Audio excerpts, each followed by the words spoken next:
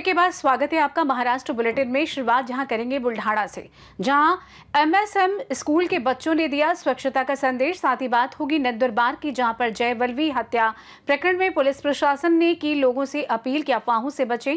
ऐसी तमाम खबरों पर करेंगे विस्तार से चर्चा। मुर्तिजापुर के 3 पत्रकार योगेश खरे, अभिजीत सोनवड़े और किरण ताज त्र्यंबकेश्वर के स्वामी समर्थ केंद्र के पास रिपोर्टिंग के दौरान गुंडों के द्वारा पत्थर और लात घूंसों से हमला किए जाने की घटना के विरोध में मुर्तिजापुर के सभी पत्रकारों ने उपविभागीय अधिकारी के माध्यम से मुख्यमंत्री को एक लिखित बयान भेजकर हमलावरों के खिलाफ तत्काल सख्त कार्रवाई करने की मांग की है। हमले में किरण ताज गंभीर रूप से घायल हो गए हैं, उनका इलाज अस्पताल में चल रहा है। पत्रकार समुदाय में इस हमले से गहरा रोष व्याप्त है और इसे लोकतंत्र के चौथे स्तंभ पर हमला माना जा रहा है। बयान में कहा गया है कि सरकार ऐसी हिंसा को रोकने के लिए प्रभावी कदम उठाए, वरना विभिन्न आंदोलन शुरू किए जाएंगे। वरिष्ठ पत्रकार अनिल अग्रवाल, प्रोफेसर अविनाश बेलाटकर, प्रोफेसर दीपक जोशी, दीपक अग्रवाल, विलास नस्ले, जयप्रकाश रावत, दिलीप देशमुख, बाला साहेब गड़ोरकर समेत बड़ी संख्या में पत्रकार भी इस दौरान उपस्थित थे। उन्होंने हमले की निंदा की। संरक्षणासाठी जो कायदा सरकारने केलेला आहे तो कायदा पुरेसा आहे, पण त्याची अंमलबजावणी ज्या पद्धतीने व्हायला पाहिजे त्या पद्धतीने ती होताना दिसत नाही। आणि म्हणून मग पत्रकारांवर होणारे जे हल्ले आहेत ते कायमस्वरूपी सुरू आहेत। त्याच्यामध्ये काही कुठल्या प्रकारचा खंड पडला नाही, कुठल्या प्रकारची कमतरता त्याच्यामध्ये आलेली नाही। याचा अर्थ असा आहे की त्या कायद्याचा वचकच अशा प्रकारचे गुन्हे करणाऱ्यांवर बसलेला नाही। तो वचक बसवण्यासाठी शासनाने आता प्रयत्न केला पाहिजे आणि पोलीस प्रशासनाला जरा मोकळं सोडलं पाहिजे, चांगले अधिकार दिले पाहिजे, सक्षम बनवलं पाहिजे की अशा प्रकारच्या पत्रकारांवर, पत्रकार जर काही करत असेल तर तो समाजाच्या भल्यासाठीच काम करत असतो। तो काही स्वतःसाठी काम करत नाही आणि स्वतःसाठी काम करणारा असेल तर त्याला त्याचा प्रसाद मिळतोच, तो आपोआपच त्याला मिळतो, त्याच्याबद्दल काही कोणाचं म्हणणं नसते।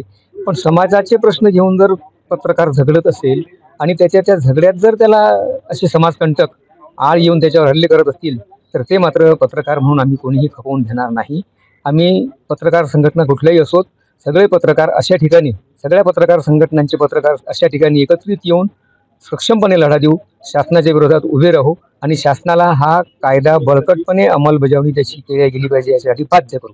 20 सप्टेंबर 2025 रोजी त्र्यंबकेश्वर येथे वृत्त संकलन करण्याकरिता गेलेल्या वृत्तवाहिनींच्या पत्रकारांवर तेथील काही गुंड प्रवृत्तीच्या इस्मांनी जीवघेणा हल्ला केला, ज्याच्या मध्ये 3 पत्रकार गंभीररित्या जखमी झाले। ज्यावेळेस त्यांच्याजवळ कॅमेरे आहेत, त्यांच्या गाड्या लागलेल्या आहेत मोठ्या मोठ्या, आणि हे माहिती आहे की हे पत्रकार आहेत, हे वृत्त संकलन करण्याकरिता आलेले आहेत, असं असताना देखील त्यांच्यावर जीवघेणा हल्ला करणे म्हणजे कुठेतरी हा लोकशाहीवर हल्ला करण्यासारखा आहे। आणि अशा ह्या गावगुंडांना किंवा या माफियांना आपल्या जे काही नियम आहेत किंवा जे कायदे आहेत त्याची कुठलीही भीती राहिलेली नाही आणि म्हणून वारंवार पत्रकारांवर असे जीवघेणे हल्ले होतात। मागे एका पत्रकाराला गाडीखाली चेंगरून ठार मारण्यात आलं। अशा मोठ्या प्रमाणात पत्रकारांवर सातत्याने हल्ले होतात। पत्रकार आपले जीव धोक्यात घालून जनतेचे प्रश्न, त्याचे काही स्वतःचे प्रश्न नसतात, परंतु तो जनतेचे प्रश्न किंवा राज्याच्या आणि राष्ट्राच्या हिताच्या आड येणारे ज्या काही गोष्टी आहेत त्या उजागर करतो, त्या शासनासमोर नेण्याचा प्रयत्न करतो, जनतेसमोर आणण्याचा प्रयत्न करतो। आणि असं असताना देखील त्याच्यावरच असे जीवघेणे हल्ले होत असतील तर कुठेतरी आपण शासन म्हणून कमी पडत आहात असं आम्हाला शासनाला आता म्हणावं लागेल। त्यामुळे येणाऱ्या काळात असा हल्ला कुठल्याही पत्रकारावर होणार नाही। त्याकरिता जे काही आता कायदे आहेत त्याच्यापेक्षा जास्त कडक कायदे शासनाने करावेत आणि या हल्लेखोरांवर मकोका लावावा, अन्यथा आम्ही पुढच्या महिन्यात मुंबईला विधान भवनासमोर आंदोलन केल्याशिवाय। अकोला महाराष्ट्र से सी न्यूज संवाददाता धनराज सबकाल की रिपोर्ट। स्वच्छता ही सेवा 2025 के अभियान के तहत Madhubhau Savji memorial English school Malkapur द्वारा 17 सितंबर से 2 अक्टूबर तक चलाए जा रहे कार्यक्रमों के अंतर्गत 25 सितंबर को छात्रों ने रेलवे स्टेशन और तहसील चौक जैसे सार्वजनिक स्थलों पर स्वच्छता अभियान चलाकर 1 दिन 1 घंटा साथ गतिविधि को प्रभावी रूप से संपन्न किया। छात्रों ने नुक्कड़ नाटक, स्वच्छता तख्तियां और नारों के माध्यम से लोगों को स्वच्छता का संदेश दिया, जिसे उप विभागीय अधिकारी संतोष शिंदे, रेलवे स्टेशन प्रबंधक देवी ठाकुर और रेलवे पुलिस निरीक्षक जसबीर राणा सहित उपस्थित गणमान्य व्यक्तियों ने सराहा। कार्यक्रम में प्राचार्य डॉक्टर प्रवीण कुमार दुबे के मार्गदर्शन और गौरीशंकर सेवा समिति के सहयोग से बच्चों ने अनुशासन और स्वच्छता का जो उदाहरण प्रस्तुत किया, उसकी नगरवासियों और समिति के पदाधिकारियों ने भूरी भूरी प्रशंसा की। जानते हैं इस विषय में संबंधितों ने क्या कुछ कहा। मेरा नाम स्मृति है, मैं MSM स्कूल की विद्यार्थिनी हूँ।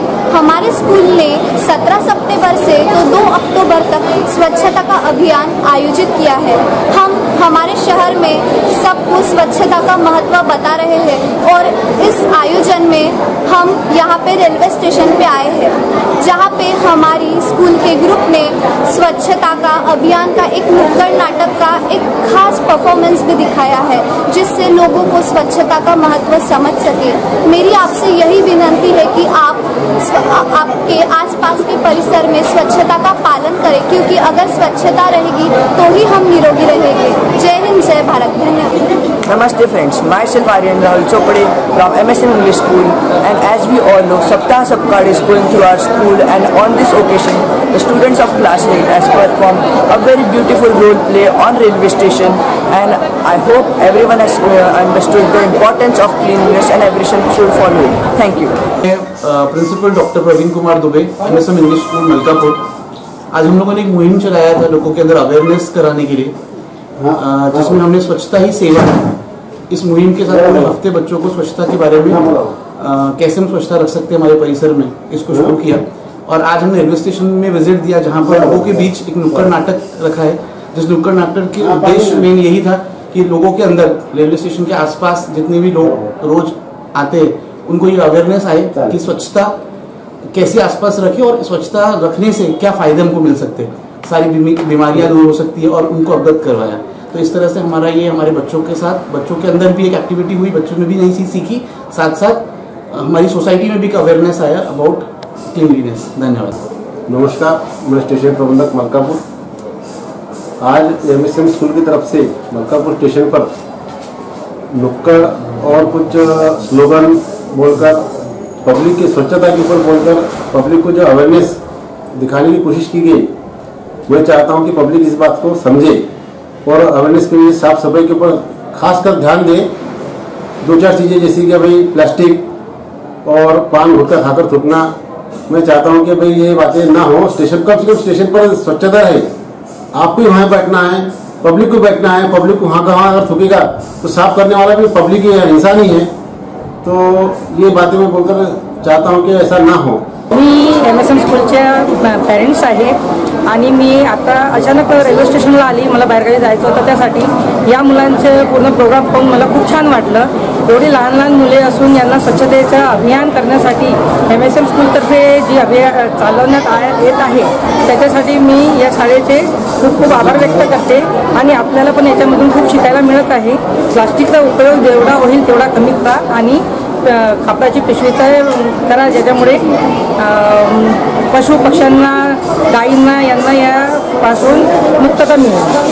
आज मुलांनी खूप सुंदर कार्यक्रम स्वच्छतेचा केला आणि आम्हाला आज स्वच्छतेची माहिती मिळाली। महाराष्ट्र बुल्ढाना से सी न्यूज संवाददाता संदीप सावजी की रिपोर्ट।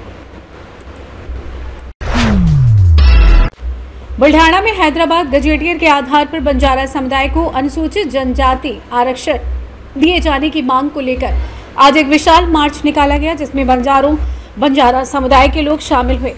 पारंपरिक वेशभूषा में बड़ी संख्या में बंजारा महिलाएं भी इस मार्च में शामिल रहीं, जो शहर के विभिन्न हिस्सों से होते हुए कलेक्ट्रेट कार्यालय तक पहुंचा। हमें अनुसूचित जनजाति से आरक्षण मिलना ही चाहिए, आरक्षण हमारा है, नहीं किसी के बाप का, जैसे गगनभेदी नारों से पूरा बुल्ढाना शहर गूंज उठा। और इस शांतिपूर्ण प्रदर्शन के माध्यम से समुदाय ने अपनी संवैधानिक हक की मांग सरकार के सामने पुरजोर तरीके से रखी। बुलढाणा जिल्ह्यातील पूर्ण बंजारा समाज हा लाखोच्या संख्येनं बुलढाणा येथे रस्त्यावर उतरला। आमची मागणी होती, 75 वर्षापूर्वीपासूनची आपली मागणी आहे की आम्हाला एसटीचं आरक्षण देण्यात यावं म्हणून। पण कुठे या भारतामध्ये, कुठे कर्नाटकामध्ये आम्ही एससीमध्ये येतो, कुठे एसटीमध्ये येतो, कुठे ओबीसीमध्ये येतो आणि आम्ही या महाराष्ट्रामध्ये VJNTमध्ये येतो। तर आम्हाला समसमान जातीचं आरक्षण द्यावं आणि ST कॅटेगरीमध्ये आम्हाला त्या ठिकाणी समाविष्ट करावं, यासाठी हा प्रचंड मोठा जनसमुदाय आज रस्त्यावर उतरला आहे. आणि निश्चितपणे शासनाला आमची विनंती आहे की आमच्या चालीरीढी, आमच्या रूढी, आमच्या परंपरा या सगळ्या तुम्ही पहा. आम्ही आदिवासी म्हणूनच या ठिकाणी आम्हाला डिनोटिफाय म्हणून पंडित जवाहरलाल नेहरू साहेबांनी, त्या स्वर्गीय पंडित जवाहरलाल नेहरू साहेबांनी त्यावेळेस आम्हाला डिनोटिफाय केलं होतं. आणि तेव्हापासूनच आम्ही म्हणजे आदिवासी आहोत हे सर्टिफिकेटच आम्हाला केंद्र शासनाने त्यावेळेस दिलं होतं. परंतु काही राजकीय कारणामुळं ती मागणी आमची पूर्ण होऊ शकली नाही. परंतु आता ही मागणी जोपर्यंत पूर्ण होणार नाही तोपर्यंत आम्ही हे आंदोलन पुढच्या काळामध्ये असंच सुरू ठेवणार आहोत. आणि पुढच्या काळामध्ये आज बुलढाण्यामध्ये मोर्चा झाला, पुढच्या वेळेस मुंबईला मोर्चा होईल, त्याच्यानंतर दिल्लीला मोर्चा होईल. आणि जिथे जिथे असं त्या ठिकाणी आम्ही रस्त्यावर उतरून प्रचंड मोठ्या प्रमाणात यापेक्षा मोठं आंदोलन आम्ही करणार आहोत. बुलढाणा महाराष्ट्र से न्यूज संवाददाता संदीप सावजी की रिपोर्ट। राष्ट्रवादी कांग्रेस पार्टी शरदचंद्र पवार गुट की ओर से माजी मंत्री जयप्रकाश दांडेगांवकर के आदेश पर आतिश भैया दांडेगांवकर के मार्गदर्शन में आज उप विभागीय कार्यालय वसमत में पार्टी के पदाधिकारियों और कार्यकर्ताओं की ओर से आक्रोश मार्च निकाला गया। हिंगोली जिले में भारी बारिश के चलते सोयाबीन, कपास, हल्दी फसल का नुकसान बहुत हुआ है, इसलिए राष्ट्रवादी पार्टी शरदचंद्र पवार गुट की ओर से मोर्चा निकाला गया, जिसमें सभी किसानों का कर्ज माफ किया जाए, हेक्टरी 50,000 का मुआवजा मिले, बिला दुष्काल जाहिर करे, ऐसी मांगे इस मोर्चे में की गई हैं।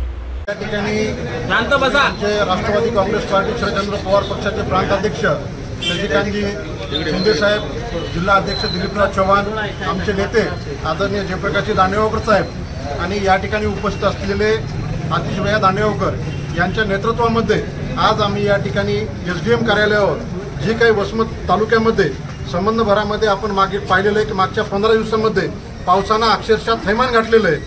कापूस असेल, सोयाबीन असेल, हळद असेल, हे पिकं पूर्णतः निस्तनाभूत झालेले आहेत. एवढंच नाही तर आपल्या वसमत तालुक्यामध्ये आतापर्यंत पावसामुळं 5 जणांचा त्या ठिकाणी बळी गेलेला आहे. कित्येक जनावरं त्या ठिकाणी गुरंढोरं असतील हे त्या ठिकाणी पावसामुळे वाहून गेलेले आहेत, मेंढ्या वाहून गेलेले आहेत. ही शासनानं आतापर्यंत आम्हाला जसं जाणवतंय की कुठेही त्या ठिकाणी शासनाला याचं गांभीर्य नाही आणि आतापर्यंत कुठेही त्याची पाहणी केली नाही, पंचनामे झाले नाहीत. कुठलीही शासनाकडून ज्या ठिकाणी ठोक मदत त्या ठिकाणी मिळायला पाहिजे ही त्या ठिकाणी मदत मिळाली नाही. त्यामुळे आम्ही त्या ठिकाणी राष्ट्रवादी काँग्रेस पार्टी आज रस्त्यावर उतरलेले आहेत. आम्ही SDM कार्यालयाच्या मार्फत त्या ठिकाणी शासनाला सांगू इच्छितो की या ठिकाणी सरसकट ओला दुष्काळ हा आपण तात्काळ जाहीर केला पाहिजे.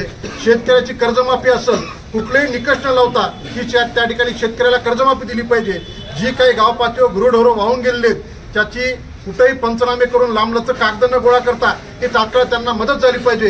ही आमची त्या ठिकाणी राष्ट्रवादी काँग्रेस पार्टीची मागणी आहे. आणि ही मागणी जर त्या ठिकाणी नाही पूर्ण झाली तर येणाऱ्या 4 ते 5 दिवसांमध्ये आम्ही त्या ठिकाणी रस्त्यावर उतरू आणि जे लोकप्रतिनिधी कोणी असतील त्यांनाही त्या ठिकाणी आम्ही जाब विचारण्याचं त्या ठिकाणी काम करू. त्यामुळं माननीय जयप्रकाश दांडेगावकर साहेब यांच्या नेतृत्वाखाली दांडेगावकर साहेब व आमचे तालुका अध्यक्ष दौलतरावजी, सर्व राष्ट्रवादी प्रेमी आणि शेतकरी बांधव आम्ही आज जो निवेदन दिलेलं आहे माननीय उपविभागीय अधिकारी यांना दिलेलं निवेदन, जे आज आपण बघतो मराठवाड्यात काय पूर्ण महाराष्ट्रात जो पावसाचा इतका थैमान मचवलेला आहे आणि मराठवाड्यातले जितके शेतकरी आहेत ते शेतकरी बांधव जे पूर्ण पिकांचे नुकसान वगैरे झालेले आहेत, गुरेढोरे वाहून गेलेले आहेत, काही लोकांनी मृत्युमुखी पडलेले आहेत. परंतु या सरकारला थोडीही पण लाज वाटत नाही की लवकरात लवकर ओला दुष्काळ जाहीर करावं व लोकांना, शेतकऱ्यांना मदत करावं. या आणि या मराठवाड्यात इतके आपण नेते मंडळी बघतोय, हे नेते मंडळी आजपर्यंत रोडवर आलेले नाही, शेतकऱ्यांच्या मदतीसाठी कोणीही आलेलं नाही. कारण इथं शेतकरी म्हणल्यावर शेतकरी हा राजा असतो, हा देशाचा राजा म्हणजे खरं तर शेतकरी असतो. यांच्यासाठी आज मदतला आम्ही राष्ट्रवादी काँग्रेस पक्ष शरद पवार गटतर्फे आम्ही निघालेलो आहे. सर्वांनी खरं तर निघालं पाहिजे, यांना मदत करायला पाहिजे. परंतु कोणीही शासनामार्फत आजपर्यंत कोणताही सर्क्युलर सुद्धा आलेलं नाही की तुम्ही जाऊन पंचनामे करा, गावोगावी जाऊन पंचनामे करा, असा आजपर्यंत शासनाचं सर्क्युलर पण आलं नाही. आमची मागणी अशी आहे की प्रत्येकी हेक्टरी 50,000 रुपये शासनाने जाहीर करावं. जर का शासनानं ओला दुष्काळ जाहीर केला नाही व हेक्टरी 50,000 जाहीर केलं नाही तर आम्ही रस्त्यावर येऊ, या सरकारच्या गाड्या चालू देणार नाही. आम्ही शासनाला जा विचारू, शासनाला कोणत्याही प्रकारचे काम करू देणार नाही जोपर्यंत या शेतकऱ्यांना न्याय देणार. हिंगोली महाराष्ट्र से सी न्यूज संवाददाता अब्दुल जाफर की रिपोर्ट। नंदुरबार में जयवेल में हत्या मामले को लेकर जिलाधिकारी मिताली सेठी और पुलिस अधीक्षक श्रवण दत्त ने नागरिकों से शांति बनाए रखने की अपील की है। पुलिस अधीक्षक ने बताया है कि जांच में सामने आया है कि जयवल्लभी और आरोपी दोनों पर पूर्व में गंभीर आपराधिक मामले दर्ज थे। दोनों को ही तालुका से हत्यार किया गया था। हत्या आपसी विवाद का परिणाम है। सोशल मीडिया पर फैल रही अफवाहों पर चिंता जताते हुए नागरिकों से अपील की है कि बिना सत्य जाने कोई टिप्पणी ना करें, अफवाहों से बचें। साथ ही भरोसा दिलाएं कि पुलिस निष्पक्ष जांच कर रही है और दोषियों पर सख्त कार्रवाई की जाएगी। वहीं जिलाधिकारी ने वीडियो संदेश में कहा है कि जिला कार्यालय में हुई घटना में सरकारी संपत्ति को नुकसान पहुंचा है। इस पर कार्यवाही जारी है और नागरिकों से अमन चैन बनाए रखने व प्रशासन का सहयोग करने की अपील की है। जे पहिली घटना होती, जे हत्या प्रकरण होता, त्यामधले जे आरोपी होते त्यांच्याविरुद्ध यापूर्वी सुद्धा एक 3-4 गुन्हे दाखल होते आणि ते सर्व 2019च्या पूर्वीचे होते। आणि जे पीडित होते त्यांच्यावर सुद्धा गंभीर गुन्हे दाखल होते, 5-6 गुन्हे दाखल होते त्यांच्यावर। आणि ते 3 महिन्यापूर्वी जिल्ह्यातून तालुक्यातून तडीपार होते, एक्सटेंड होते। अशी पार्श्वभूमी आणि त्याचबरोबर त्यांचे दोघांचे मध्ये एक पर्सनल अफेअर मुळे काही वाद सुरू होता, अशी गोष्टी तपासामध्ये निष्पन्न झालेली आहे। आणि या गोष्टीमुळे ही घटना झाली अशा आतापर्यंत झालेल्या तपासामध्ये निष्पन्न होत आहे। तर सर्व नागरिकांना, सर्व नंदुरबारकर आणि सर्वांना माझी विनंती आहे, या तपासाबद्दल, या घटनेबद्दल जे वेगवेगळी कथन सुरू आहे त्यांच्यावर कोणी विश्वास ठेवू नये। तपास अगदी ऑब्जेक्टिव्हली चालू आहे आणि सर्व आरोपी याच्यामध्ये अटक आहे। आणि जे काही आतापर्यंत आलेले पुरावे आहे आणि यापूर्वीची जे पार्श्वभूमी आहे ते सर्व एकंदरीत बघता हे एक वैयक्तिक वादामुळे झालेली घटना होती। आणि आरोपीला जेवढा लवकर त्यांना सजा होईल त्या रीतीने तपास जलद गतीने सुरू आहे आणि पोलीस प्रशासनाचा पूर्ण प्रयत्न आहे की यामध्ये नक्की आरोपींना कडक सजा व्हावा। सोशल मीडियावर या दोन्ही प्रकरणामध्ये नंदुरबार शहरात आज मोर्चा आदिवासी संघटनाचा निघाला होता आणि तो जिल्हाधिकारी कार्यालयामध्ये पण आला होता। दुर्दैवाने थोडी दगडफेक आणि शासकीय मालमत्तेचं नुकसान जिल्हाधिकारी कार्यालयामध्ये झालं। ही वेळ खरंच सामाजिक एकोपा ठेवण्याची आली आहे। जनतेला रिक्वेस्ट करते, आवाहन करते की कोणती पण अफवावर विश्वास ठेवण्यात येऊ नये। पोलीसचा बंदोबस्त शहरात करण्यात आला आहे आणि आपली सुरक्षांसाठी पूर्ण काळजी प्रशासन घेत आहे आणि आपली पाठीशी उभा आहे।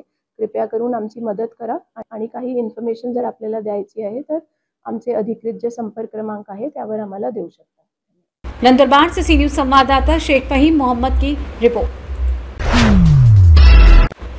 तीर्थस्थल गणपति बोरगांव अर्ज तालुका फुलंब्री जिला छत्रपति संभाजीनगर गिरजा नदी के तट पर स्थित जागृति देवस्थान श्री गणेश मंदिर पंचक्रोशी के सभी श्रद्धालुओं के आराध्य देव हैं। सभी हिंदुओं को दर्शन के बाद वहां धूप नहीं जलानी चाहिए, दीपक या अगरबत्ती नहीं जलानी चाहिए। इस मंदिर में आशा सूचक पोस्टर लगे पाए गए। इसके बाद हिंदू समुदायों में कार्यरत श्रद्धालुओं के हृदय को ठेस पहुंचती है।